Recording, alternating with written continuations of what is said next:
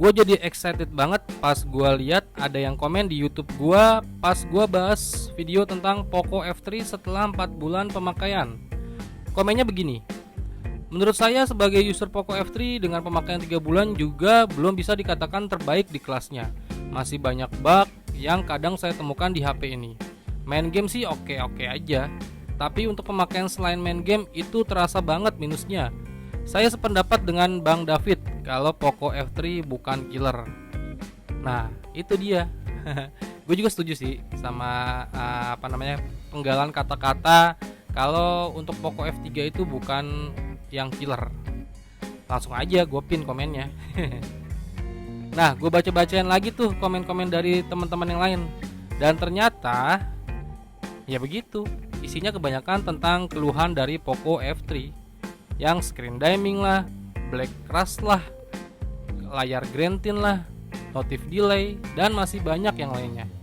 Kayaknya enak juga gue bahas komen-komen kalian sambil kita ngobrolin lagi tentang Poco F3 ini. Tapi kalian ngobrol yang sehat ya, kalian tulis saja di kolom komentar pada video gue kali ini. Tapi sebelum lanjut ke videonya, ayo kita bumper dulu.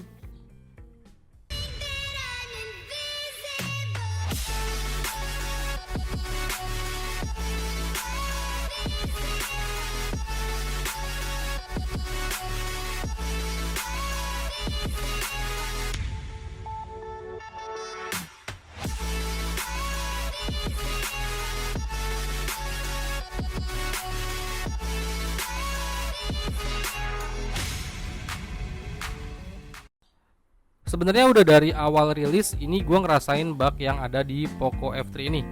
Gue juga udah buatin videonya ya di channel gue ini. Kalian cari aja deh dan kalian tonton aja ya.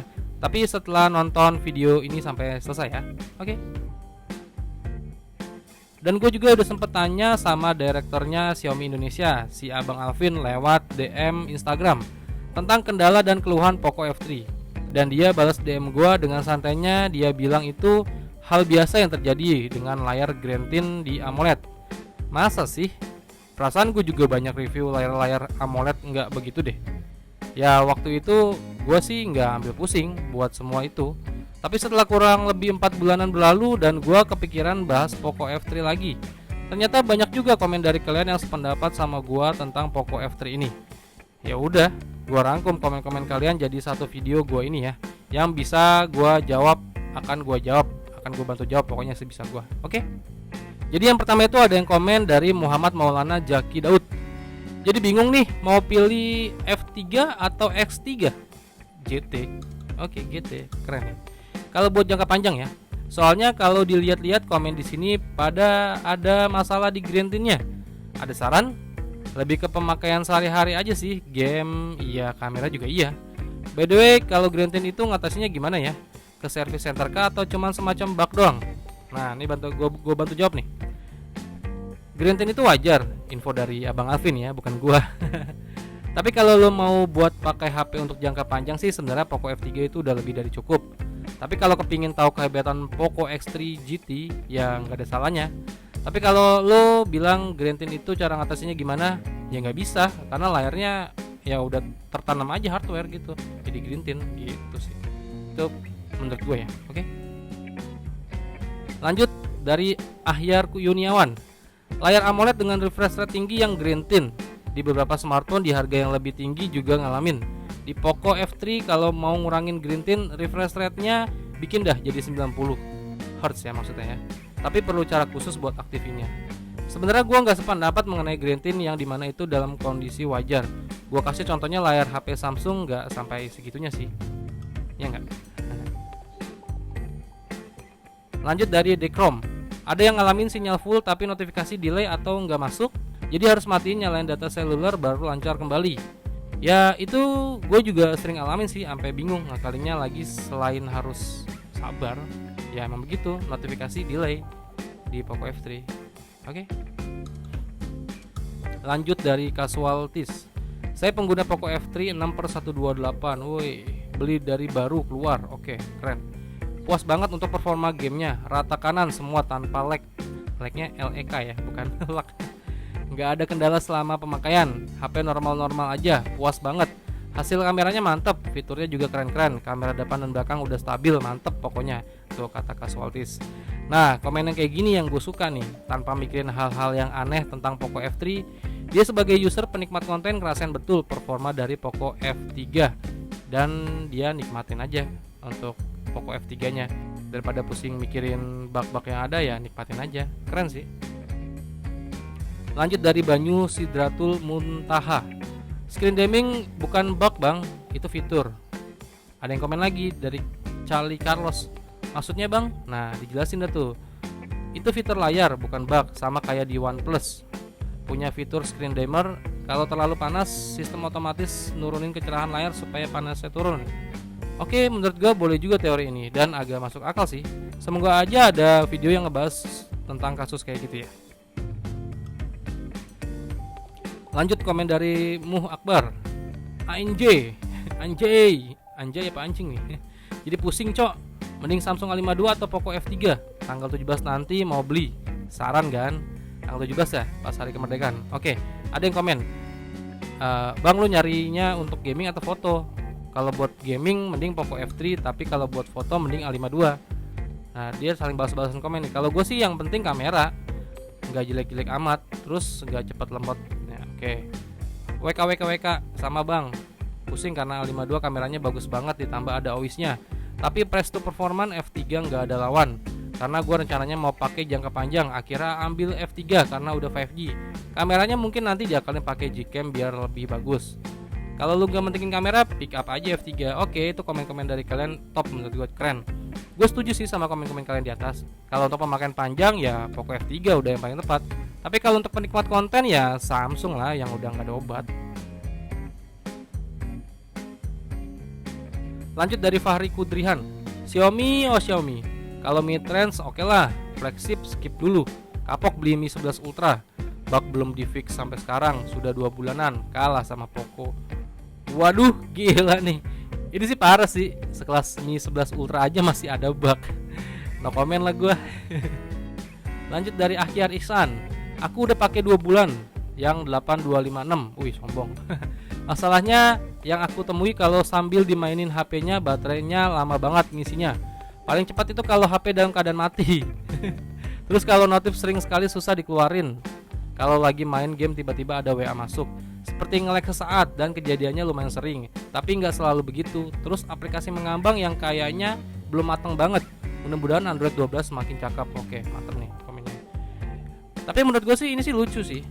Main game sambil ngecas ya udah pasti agak sedikit lamban untuk isi dayanya. Beda dengan layar mati, pas kalian cas itu daya fokus mengisi tanpa ada aktivitas dari HP-nya. Emang dari dulu kali begitu ya? Kalau kita mainin sambil ngecas ya lama, kalau kita diemin ya ngecasnya cepet, ya emang begitu. By the way kalau soal notif delay sih gue setuju, sama yang gue rasain juga begitu. Lanjut dari Rian nih, saya udah 2 bulan pakai Poco F3, puas sekali sih, nyaman dipakai, performanya kencang, chargernya cepat. Cuma karena 2 mingguan ini lagi maraton nonton Walking Dead dan kadang-kadang nonton di HP waktu lagi rebahan, baru sadar ternyata memang Green Tin atau Black Crush. Saya nggak ngerti, tapi jadi kayak burem-burem.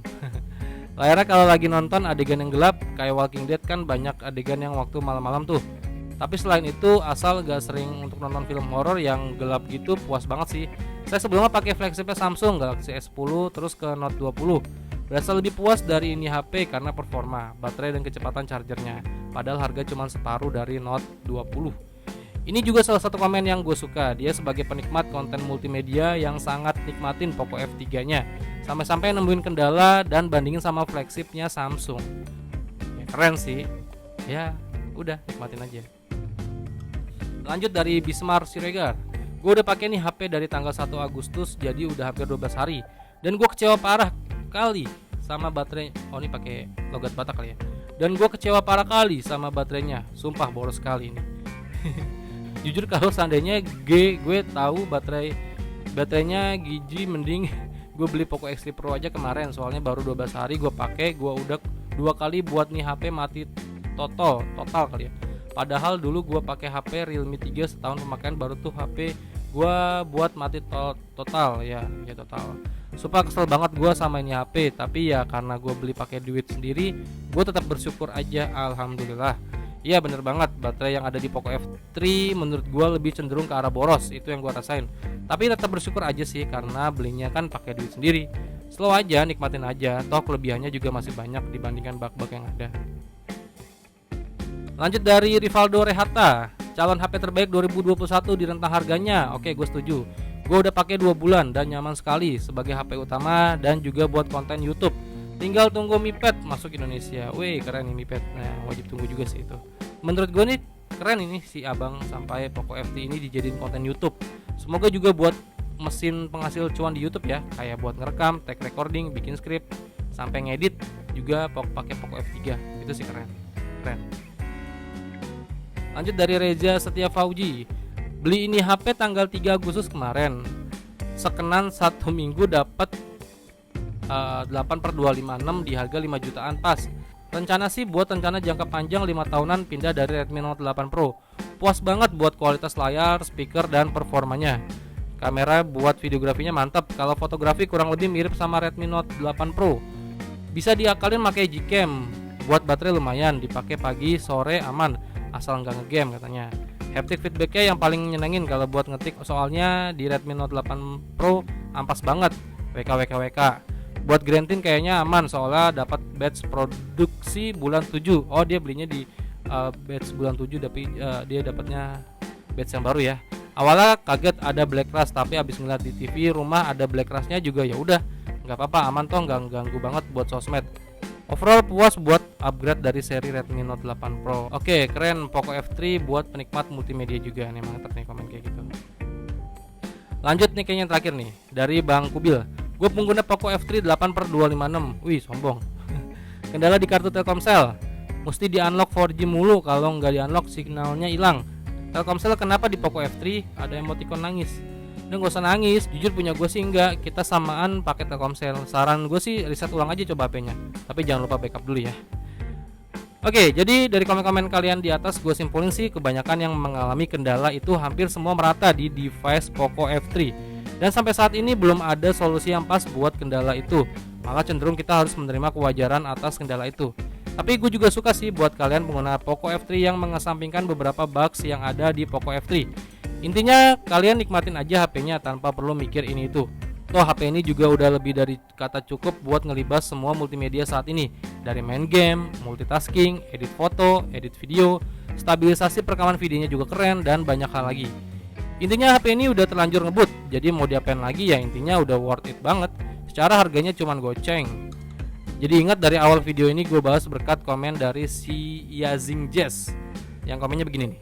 Menurut saya sebagai user Poco F3 dengan pemakaian 3 bulan juga belum bisa dikatakan terbaik di kelasnya. Masih banyak bug yang kadang saya temuin di HP ini. Main game sih oke, tapi untuk pemakaian selain main game itu terasa banget minusnya. Saya sependapat dengan Bang David kalau Poco F3 bukan killer. Ya jelas gue juga sependapat banget kalau Poco F3 ini emang yang terbaik, tapi ya bukan killer. Oke, sekian dulu video dari gue dan sampai ketemu di video gue berikutnya. Fengga pamit. Bye. Bye bye Poco F3.